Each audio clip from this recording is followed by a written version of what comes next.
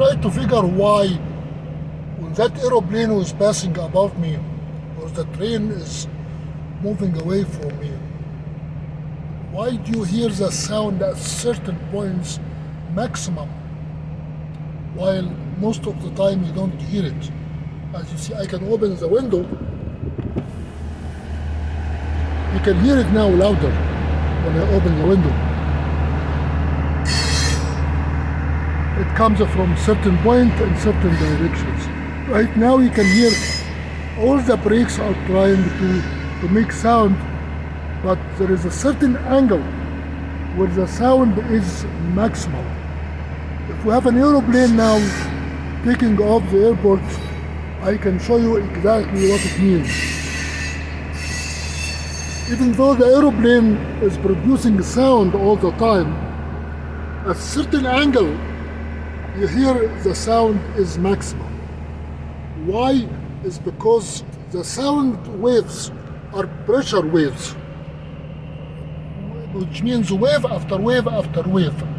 The vector or the perpendicular to that wave pattern is what we call it the vector that transmits the force of sounds.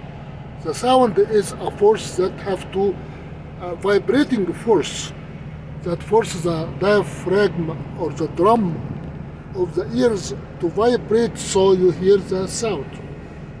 Since the sound is a force, it has a direction and the magnitude.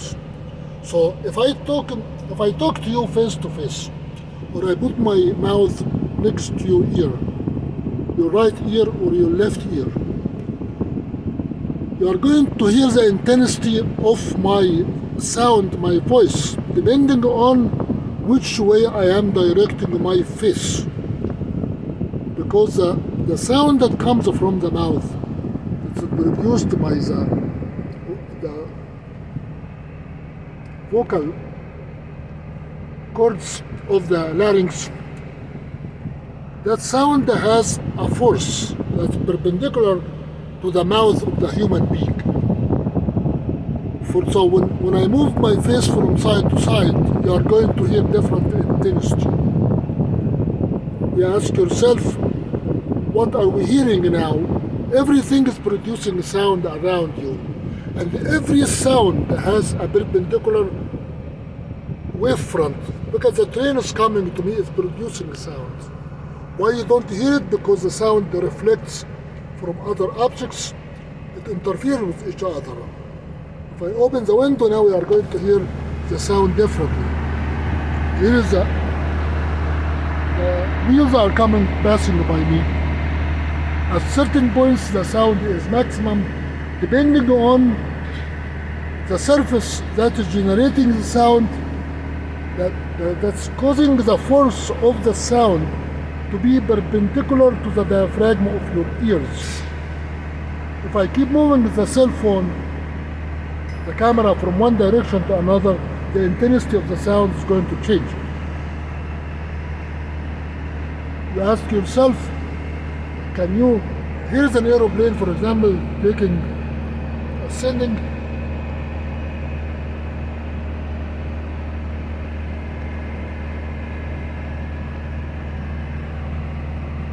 It is gone.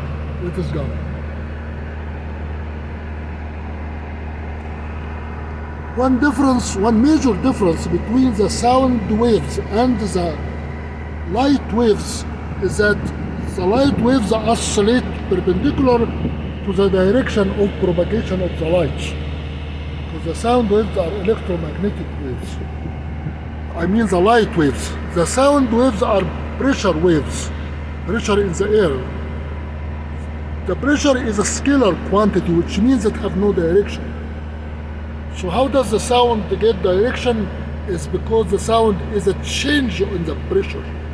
So exactly like standing in front of an ocean, and the ocean is very calm, have no waves. The surface of the ocean is like the air.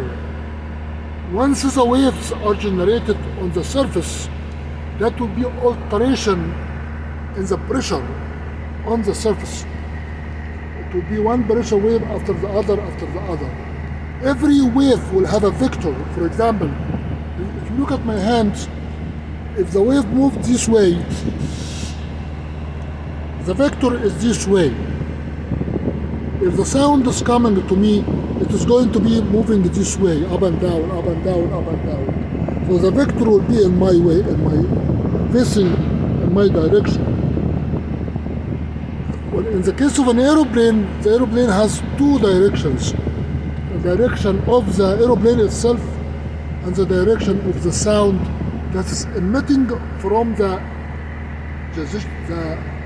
jet engine.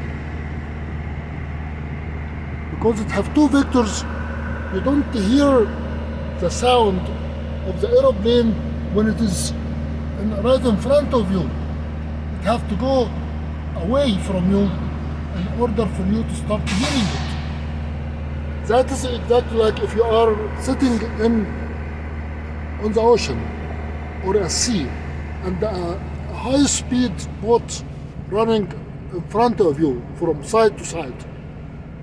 When the high-speed boat right in front of you, you are not going to have a very strong wave hitting you. You will have to have that wave hitting you after the high-speed boat run away from to the other side, because the wave is going to be spreading behind the high-speed boat. When it hits you, that means there will be a certain angle where the high-speed boat has already passed you. When you photograph that from by a drone or an aeroplane, you look down on a boat, a high-speed boat. The boat will making a cone behind it or a triangle behind it, cutting through the water, and the wave will start from the propeller of the high-speed boat, and they will be spreading to the sides, and you can calculate the speed of the boat and the distance from the boat if you keep working on the vector analysis of the wave propagation in the water and the angle of propagation of the wave from the high-speed boat.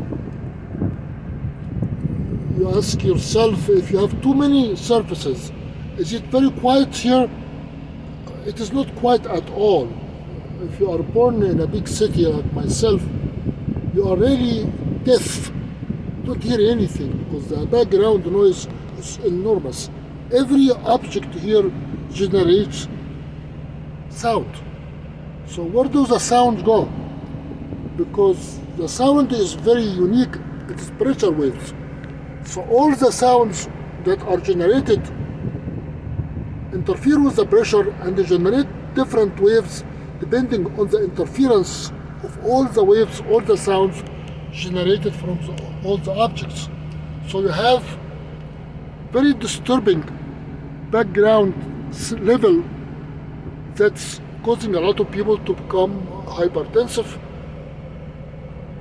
anxious, stressed out. When you live in a city, you are really a sick person. Now, try to get out of here. This is Salt Lake City. When I go to Montana, or very far away from the centers of urban centers, you can hear that something sucking the interior of your ears. You might not be able to explain it, but the way you explain it is that your Eustachian tubes, that is, equalizes the pressure between the middle ears and your mouth cavity or your nasal cavity, that Eustachian tubes become less inflamed when you are in a quiet area. When you live in a big city like this city, the lining of the Eustachian tubes become inflamed, swollen, red, until the point when you become completely deaf. When you have middle ear deafness, it is very painful. You hear like you're having a ball inside your ears, and you cannot sleep at night. You cannot hear anything. You try to put your hands on your ear all the time. Why? Because when the Eustachian tubes is swollen and plugged, any sound in your mouth, on your teeth, in your interior, will be transmitted to your inner ear without equalization, and it is very annoying thing to have middle ear infection or inflammation or loss of hearing. You have to take decongestant, you have to take anti-inflammatory, and you have to block your ears from external trauma, like what I'm doing now. Like that is what I'm doing now to myself. Once you get rid of the inflammation of the Eustachian tubes, you can sleep like a king. You become relaxed. You can turn your ears from side to side. You are not annoyed. You are not going to fight with anybody when your ears are okay. In the case of optical waves, that's a very interesting object, because optical waves don't interfere with each other in the space. That's a very interesting thing. For example, if you look at this train generating all these colors, and you look at here, you have different colors. If optical waves interfere with each other, you are not going to see anything. You will not see anything of optical waves interfere. Why optical waves don't interfere? That is a big question. We don't know how electromagnetic waves travel through the space. It used to be ether, call them ethereal waves. We don't have a clue why electromagnetic waves travels in the space. But when they travel, they don't interfere with each other. Look at that. That light there that comes from the train, and that light, and the light on the other side, if they interfere with each other in the space, you will not see anything. Well, you do have a very good filtering optics. You have the pupil, you have the cornea, you have the lens of your eyes. You are restricting all the noise, the optical noise, and you can focus on objects. You can see very high contrast. That's only during the daytime. Well, at night you cannot see the infrared because you don't have too many sensors. You have only at night. You have only the black, the gray, and the black sensors. What you call them, the rods.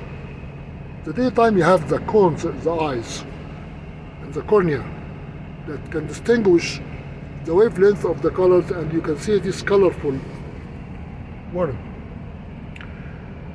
The optics, the electromagnetic waves do not interfere in the air or in the space. Why we don't have it? Because the medium itself is very unknown. We don't know what medium electromagnetic waves travel through. And they are transverse, which means the optical electromagnetic waves transverse this way, normal or perpendicular to the direction of propagation.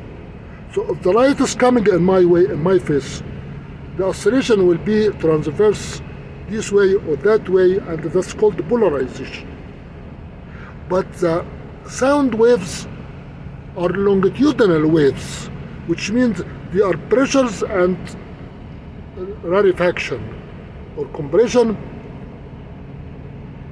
and expansion, compression and expansion. So that is why sound waves interfere in the air. If there is no air at all, you are not going to have any sound.